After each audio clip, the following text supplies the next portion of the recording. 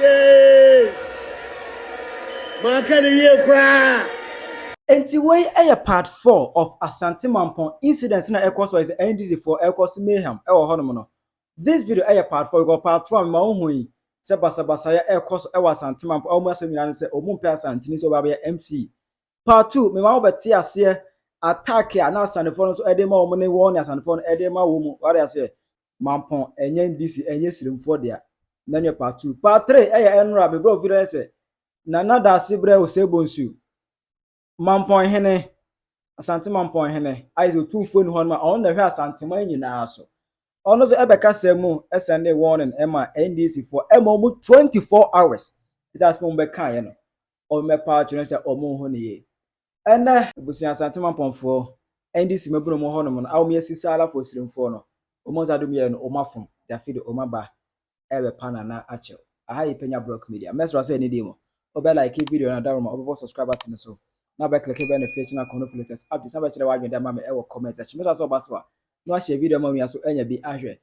It is all for the channel that last week anymore I've been giving you back to back concerning chaos asset in so far as MC any DC appointment aye concern across the country me ma hu ohwa so kwada so de kwawu de ena ma hu no Asante Mampong de Asante Mampong no mu kire se o mu Asante ni MC e wa Asante Mampong awo ma so mi nan say Miss Esther Jumona Asante Regional Minister, Honorable Dr. Mamponghene, nominating is on the MC, no. Slim funds Omuntia, Sisala fund Omuntia, Emma because of that, yes, almost party office. SS Emma will be. Emma Emukran, and on the Cabo Vianese, and Mamponghene, our the second commander in chief. So, Otum for 8 and Chika, Otum for any Honoma. A Mamponghene and a churchly. What I say, Mamponghene and a churchly. Nana Sebonsu, Nana Pia won't cancel, or the share me both day at the council, and Noah.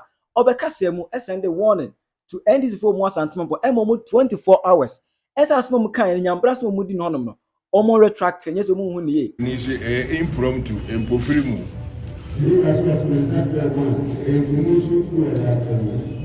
Enso so de nanane mu dini ma wo makwa aba efe. Wam di bua mai o maba. Womo anim samsamu a esi Mampong enura enura chi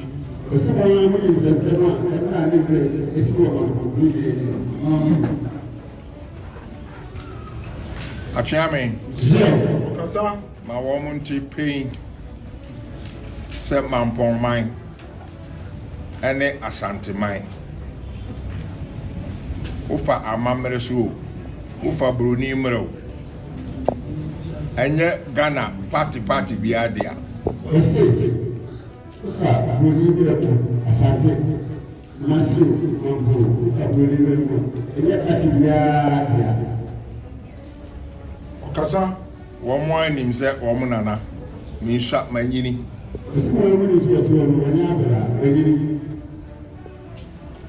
ye independence ba na me work for before secondary school, Rample College. Tini enyini. Niema fa na yeti ase. Kasa ni empanifo di anim o mhwe bi e frɛ no government. Tini niema fa na yeti ase. Achire. Ni nyame be kire. Me a meet Baako. Mo he otwe lampo ama no so. O sa betina party Baako ano. Woni kofo. Obedane president. Kasa sa me nso no obi anim ni susa. We actually not some constitutional ban ye de ma ye no hwi nim 57 constitution I actually say party be an association be of like-minded persons on before nearby Ghana government no or go that time the business government yampa kuru no o man no asho o musa so wo dia okasa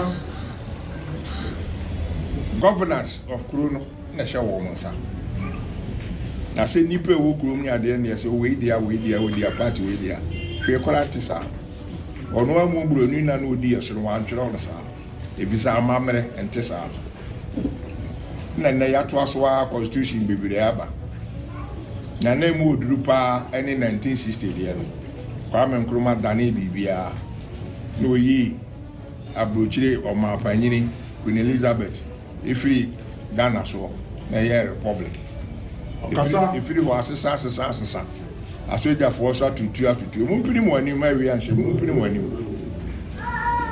anim mi twa ne tietia ato aso mo nyina mo nhwa mo nim ni asie wɔ ha ɔman no enye party bi political bi e fra la association friend political party dia Okasa me ne mo ne nyina aka bomu a ne ye Ghana man ne ye dia aban beba oboko we beba oboko ye de etim ho anunti mensra de but me kasa kire mo ye na nanu ye bre ho munim bra me ne na ma me bre ana nanu obu ho me show no mu a dakrope me se kwa no mo nam ta ade ntira se no ma no be yi enra no wa fa asise sunsun nu ba na mu otimi frɛ NDC party members no mo ko niema esisi wo ho no enye fɛ meti asese me wira ko se bra ye bre nyina 20 say how many years matla konya so ya bre ni etimenya sa 2 minister chai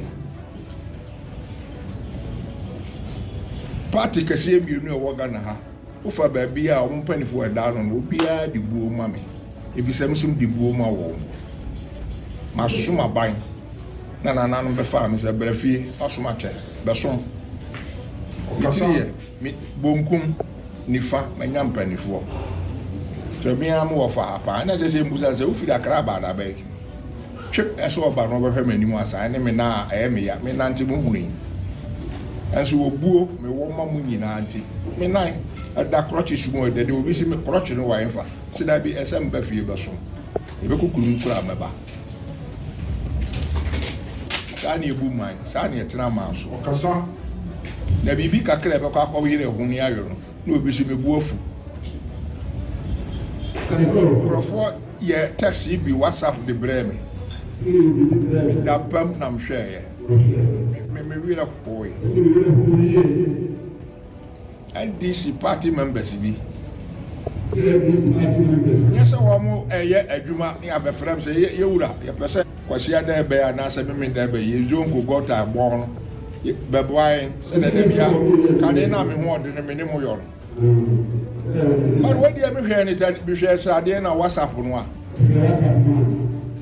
akrofobia so abo nkonwa no nkonwa efiri mo office abi se mo na mutum botom toy ne de 60 ye de agugo ye hwe petrol aguso apamatis ne ahwe o shi ni wi ana just Ghana government bibia buy bibia wa she wo mo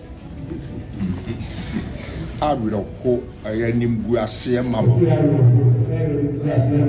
Okasa me pese ebisi bio me wo fa ase afre mo woni mo akasa ehsha wa ya mamo no wo ma yes free NDC no me mpe kasa muntu wo mo fo na wo mo nkoso da mera ode ama wo mo nyo ekira anyesa ye be pete ya ho ne so akyem so tumi ni kuro ni nyina ye dia ekutae Okasa ehon fa so no say Okasa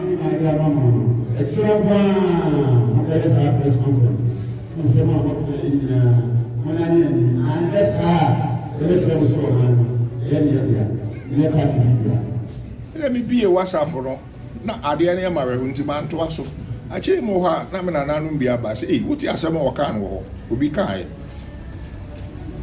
safre de asante fo kokora manzongo ho asante fo kokora enye we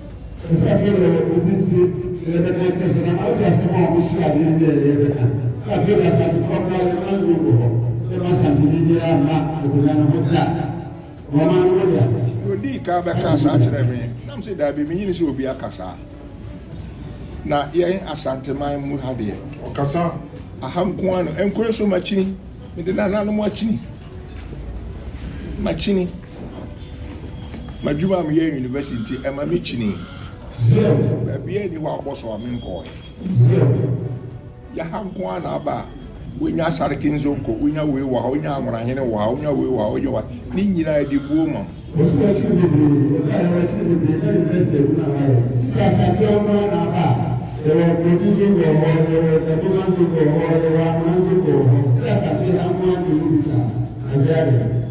mi zonko hene ne wo hoyi batolo mi di bo no but o we die wo no batolo me na manyi no batolo woni wo fa ne wo aka no asem nyina kire mi ko ya me what for me bam se twen me nam call na so kane me fra ne papa say we are up to akonya isu me fra ne papa nye se wanyini che me Okasa. manyini in age 86 fe na me ko 87 me nsha as a pointy, my friend and papa. I will go there to Muko. Me told me suffer me ma if you have Okasa. What in an AC? Me no one but a conference room. Don't hear me and son. You didn't come on with the woman. When you know, we are Mampong for. Send your madisha him for tea. Young person, him. That dating a nipa crabby. The person, the kaka can eat the boom.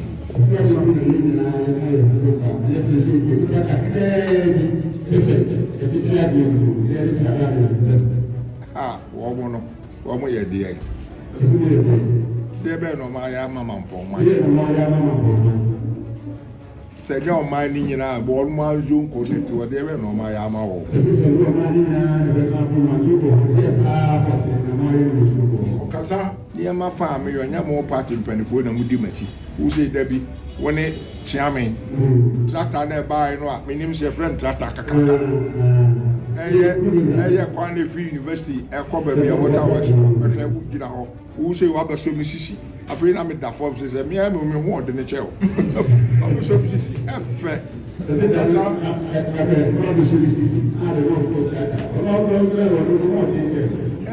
I wouldn't even.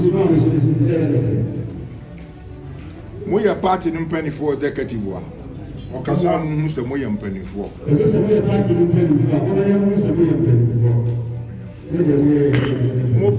Mumpo, Monim penny for Amoha. Mompany for a damoso, Kumasi, and damoso one kind. Minim warm chair.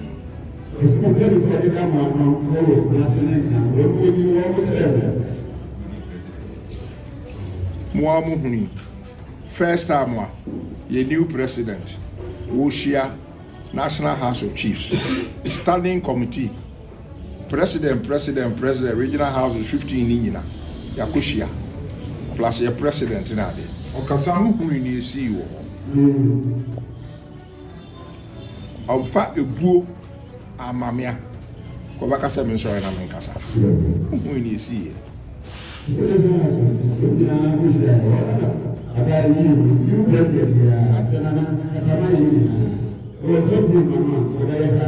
Adentra, that's it. Nipa kakrebi, she arrange so. She arrange my friends. First ready blue as a green. The above, I want to have someone. That's almost said. No more party penny for Muslo. Okasa. Muslo will be anti-Minyamoshi. Monim penny for.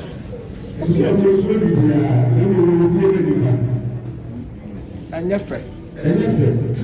I am in Guase. Okasa. And running Retty as a Missy. Now, you're near Mampong, you're this year Baako, who for some. Now, Jumum Sika, when you was with them in fact carbon today, what they left you. But shed down Kakaraka was see.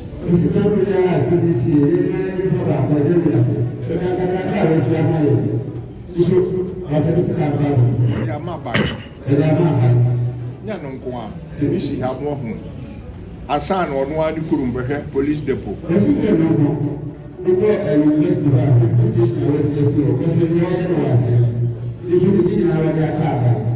Na ada yeni eba say Mampanyini bae mahama kwa man so amaye we MP aswase ya man so Minister of Interior no madam for wa woko na ba was be fra meba obedu ya de asanso nya hwem so that be function in here akọ enema ya twetwe nkrata so pese kan nya fanko men sign krata me fanko office nkran ujina TV so me so be na muye wadane her passport office wadane her records office wadane original status ni nyina ide ebuo ma konyen nyina na nipa kakra bi pese ese no krata no kwa ntwe o men kodare ni eda me dane table so na ya de ano na aka we ni egusu ni eka o radio sini babia Mampong dini asore Pia samele na asore no aso na FM for sukuta another photo Asante Mampong no na nkorofo nam street mu a ye hye ni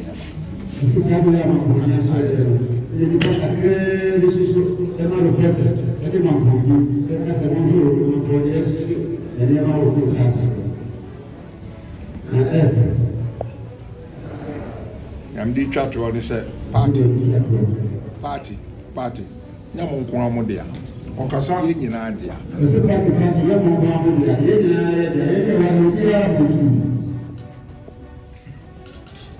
monti mo ani mo yɛ mpanifo a mo da no na mo hwɛ ni yie ma me Pia nanso so dia me wɔfa ase ka kyerɛ wo hema no wo ma ide sa sabi ntimi modi ni kura ba bontina ko radio so akọ ba bia so omo omo kopum da ba yam se da ma china ma omo mfa ndi agro okasa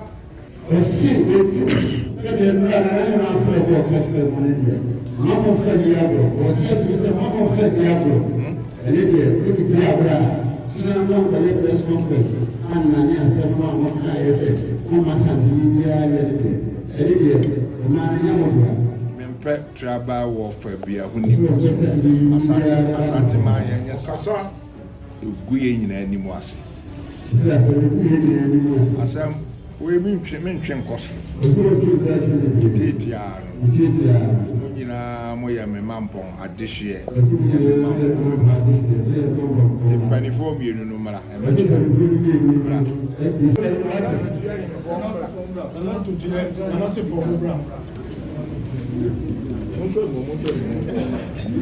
Obi mfaudini enye bone ni paso. Why? Oh yeah, when the president chama chama faka mna faka ama.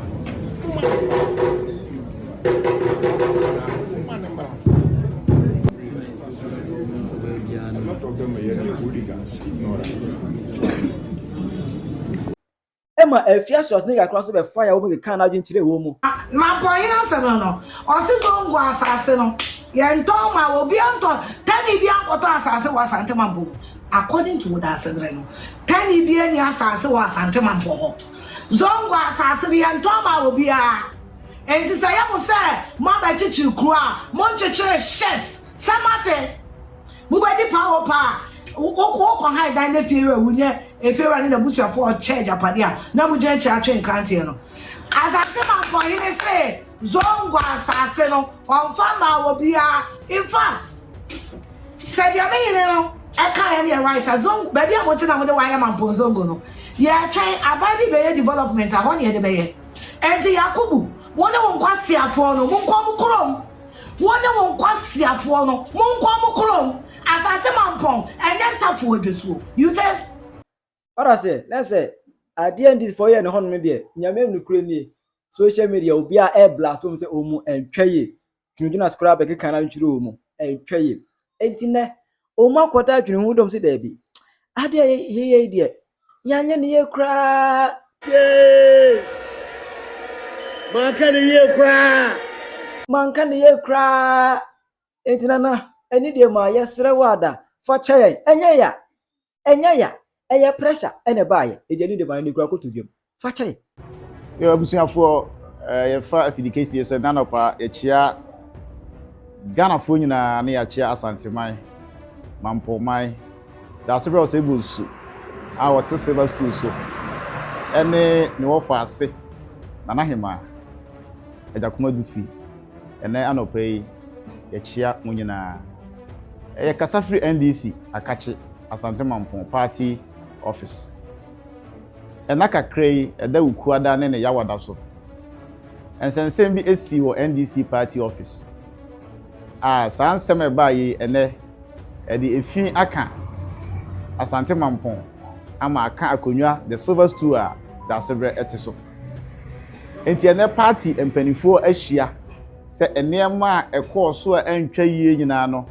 ye fa fidie so na ye de chawpa ama the traditional council the chopper ama Asante ene Mampong ene Ghana fo nyina video no mu no na ye nkomo no na ye wo botaye bet kasa bi eba akiri a kasa no antwa yie eno na ede saa efi aka Asante eti ene kasa bi a ye tin wo akiri a anya ye nde ama Ghana fo obia eka bi no saa nipa omo ne ye edi nkomo no enyina e wo party office ha ye bema obia akwanya na nsem a efiri omo nu mba ye no obia apa ho kyew se ne akoma beto yem ye nyina ye nipa baako Asante enye yimu Mampong enye yimu na asundwe a ene yen atena Asante Mampong ha emresanti nyina no akoso ene yen atena na saa political parties a ewo Asante Mampong no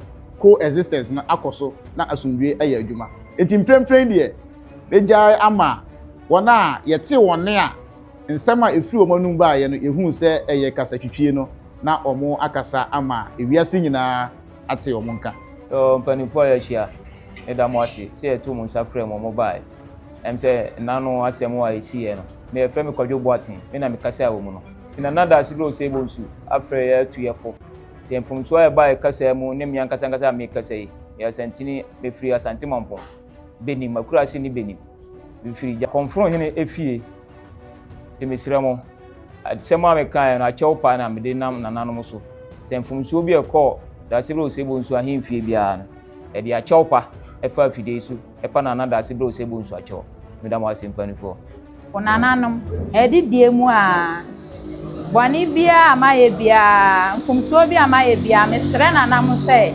omomfa ncheme na enya sana na me pa akire enti mensada mensayem eya chopa me pa mocho mfumso bia amaye momfa ncheme enti dia me woka no Nana Yeboa James Asiama Kufiase